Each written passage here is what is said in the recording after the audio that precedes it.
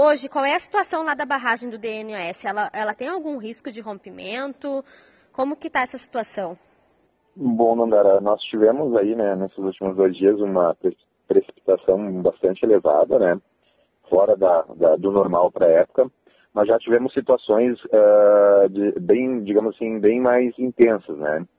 Nós estamos monitorando o nível da barragem, não existe qualquer tipo de risco em relação a rompimento. A gente sabe que houveram algumas especulações em redes sociais, né, grupos de WhatsApp, mas isso não procede.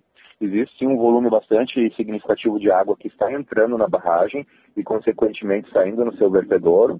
Hoje, pela parte da manhã, técnicos da Corsã, juntamente com o pessoal da Defesa Civil, foi fazer uma visita ao local, né, justamente para constatar essa situação de plena regularidade. O que chama a atenção mesmo é realmente o volume, né, que está, digamos assim, no vertedouro da barragem, mas ela é dimensionada para situações muito maiores do que a gente está enfrentando agora.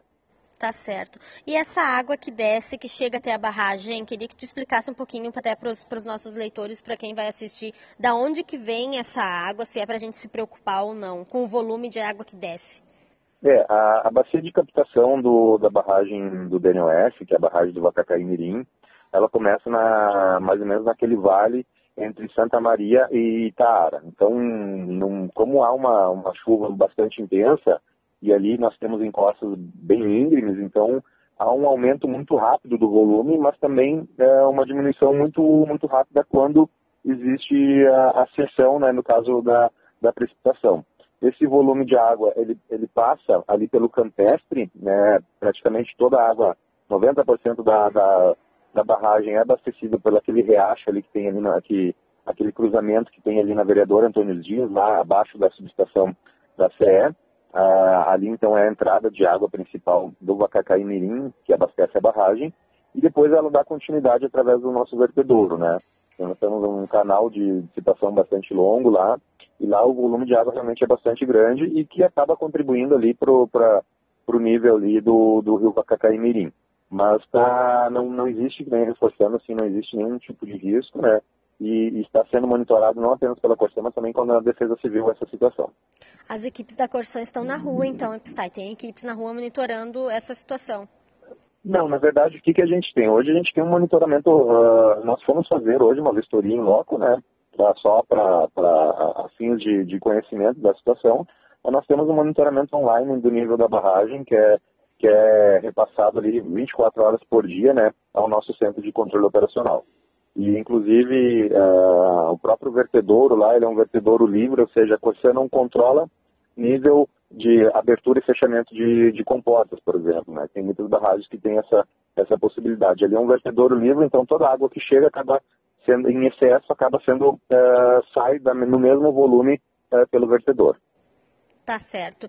E então as pessoas não precisam ficar preocupadas. Quem mora ali por perto, por exemplo, tem algum risco de essas casas serem atingidas por alguma cheia, por exemplo?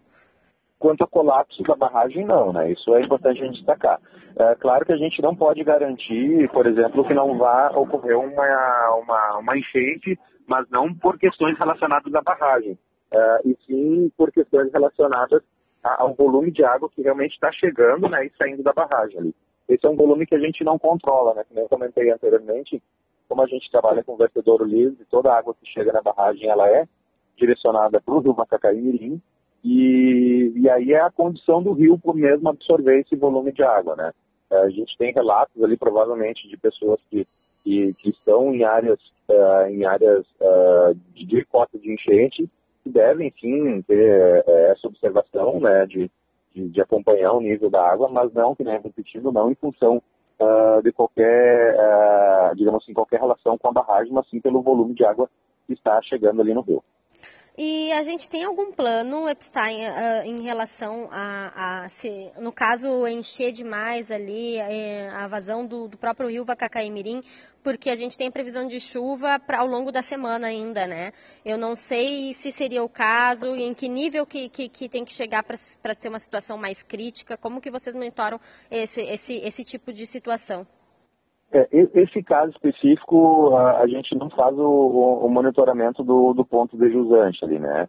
Que seria o ponto onde existe população que mora ao longo do Vacacaimirim. Provavelmente a Defesa Civil deve ter mais propriedade para subsidiar essas informações, que eles devem monitorar o nível do rio, que ele tem em torno de 80 quilômetros de extensão, né? Ele passa ali por todo o quilômetro 3, pelo quilômetro 2 lá em Camobi, né? Passa lá pela região de Camobi também. Então, essa é uma região, provavelmente deve estar sob monitoramento ali da Defesa Civil em relação aos níveis, né? E todo o alerta ele é bastante importante para que as pessoas, né, cuidem, né? Principalmente quem mora muito próximo ali, mas que nem reforçando, né, Dandara, que não há nenhum tipo de relação, qualquer elevação do nível não tem relação com a operação da barragem. Nem eu comentei anteriormente, toda a água que ela acaba vindo dos morros, a barragem acaba sendo só uma passagem, ela até amortece esse volume, né, que ele poderia ser muito mais impactante para o rio, ela acaba sendo uma bacia de amortecimento e ela depois vai sendo direcionada ao rio. Então, mais é em função realmente se houver uma continuidade nessa precipitação em grande volume, as pessoas com certeza devem ficar alerta em função da possível cheia do rio, né? Tá certo. E em relação ao abastecimento de água, a gente teve algum problema, alguma situação aqui em Santa Maria, teve ou na região que teve problema de algum cano que estourou, alguma coisa nesse sentido? Teve alguém que ficou sem água? Nós, hoje, na data de hoje, né, nós tivemos ontem ocorrências ali de falta de energia, né, algum rompimento ontem na região oeste ali, mas isso foi sanado durante a madrugada.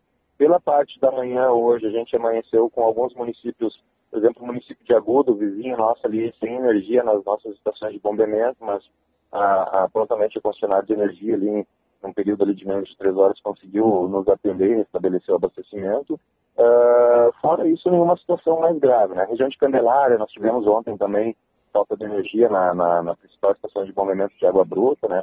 Mas tudo, assim, dentro de uma normalidade, né, em relação ao abastecimento de água. Por enquanto, nada que precise salientar. Não. Tudo dentro, assim, de uma previsibilidade que é quando tem problemas com ventos mais fortes, né, que pode ter uma falta de energia, mas isso tudo a gente... aquilo que foi...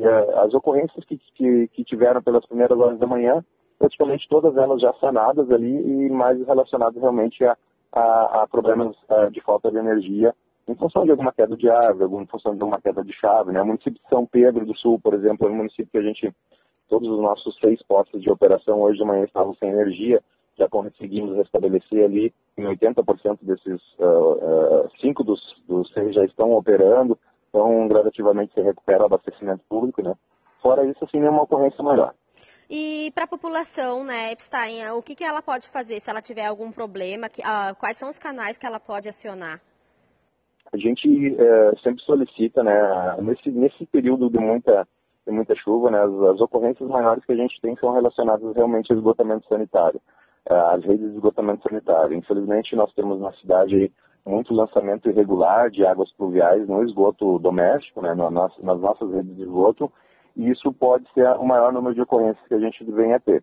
E também alguma eventual falta da água, né, então a gente sempre direciona que as pessoas utilizem os nossos canais de comunicação oficial, principalmente o aplicativo da Cosan. Então a gente sempre, se puderem nos ajudar a divulgar esse canal de comunicação bastante importante, né, um aplicativo que tem todas as informações, inclusive a situação de abastecimento. Você pode fazer um protocolo de reclamação, tanto de água e de esgoto, ali para que a gente promova o atendimento. Então o aplicativo é uma ferramenta muito boa e muito ágil. E também o nosso 0800, né? Então, que fica no verso da folhinha ali, né, de quem recebe a sua fatura, são os 2 canais que a gente recomenda. Temos também canais de Facebook, ouvidorias também que podem ser acionados, mas esses 2 canais são os mais, digamos assim, de mais fácil acesso, onde os nossos clientes podem entrar em contato, fazer a sua demanda, né, que prontamente a gente vai fazer o atendimento necessário.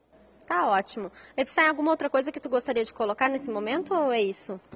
Não, tranquilizar a população, né, em relação às questões relacionadas à barragem da DNOS, que a gente tem um monitoramento constante, né, as nossas equipes estão acompanhando a situação, né, que existe, a gente sabe que sempre existe uma preocupação quando se fala em barragens, principalmente barragens em áreas urbanas, mas a barragem que a gente tem no município de Santa Maria é bastante sólida, muito bem construída ainda na época do Departamento Nacional de Obras de Saneamento, né? Então, que a população fique bem tranquila em relação a esse tema.